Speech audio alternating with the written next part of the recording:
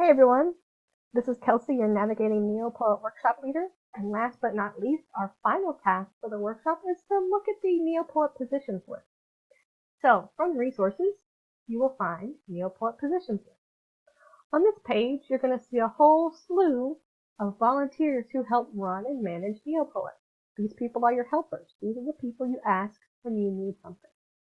When you're not sure how things work, when you have a question, anything like that, these people are here to help. So, take a look at this list, familiarize yourself with the names. I am sure that as you look around the community, you will notice these people a lot because they are here to help. You also have me to help. You will not see my name on this page just yet as of this recording, but I am always here to help. And my name here on Neopoet is Swamplet. So, know who your helpers are and don't be afraid to ask questions. Thanks.